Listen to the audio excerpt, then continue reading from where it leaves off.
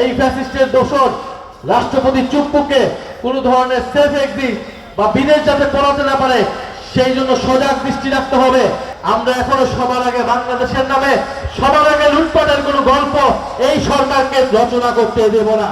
আজকে আমরা একটা খবর দেখেছি ঢাকা থেকে যে রাষ্ট্রপতি পদত্যাগ করেছে তার শারীরিক অবস্থা দেখিয়ে। আমরা জানি খেলাটা কি, বিএনপি সরকার তার পরিকল্পনা মাফিক এই রাষ্ট্রপতিকে পদত্যাগ করিয়েছে। আমরা বলেছিলাম এই সরকার নির্বাচিত হওয়ার পরপরই উচিত ছিল এই ফ্যাসিস্টের দোষর দুর্নীতিবাজ রাষ্ট্রপতিকে অপসারণ করে তাকে পদত্যাগের সুযোগ না দিয়ে তাকে অপসারণ করে তাকে গ্রেফতার করার।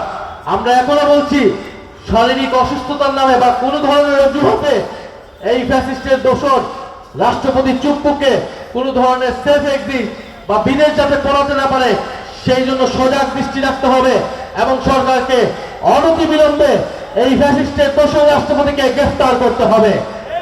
আমরা মনে করি ফ্যাসিস্টের রাষ্ট্রপতি সহ ফ্যাসিবাদের যেই দুর্নীতি, যেই গণহত্যা হয়েছিল সকল কিছুর বিচার এই বাংলার মাটিতে নিশ্চিত করতে হবে।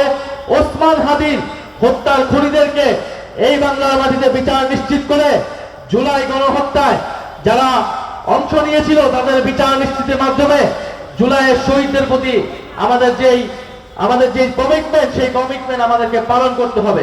বাংলাদেশের বহু জেলার চিত্র, বিগত 16 বছর উন্নয়নের গল্প শুনেছি, উন্নয়নের নামে লুটপাট হয়েছে।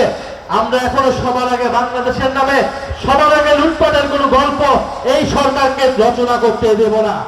জাতীয় নাগরিক পার্টি সংসদে আছে, সংসদের বাইরে আছে। অবিলম্বে গণভোটের রায় অনুযায়ী সংস্কার বাস্তবায়ন করতে হবে, আইন শৃঙ্খলার পরিবেশ ঠিক করতে হবে। সরকার কমিটমেন্ট দিয়েছিল 18 মাসে 1 কোটি কর্মসংস্থান দিতে হবে, সেই কর্মসংস্থান আমরা অক্ষরে অক্ষরে সরকারের কাছ থেকে আদায় করে নিব।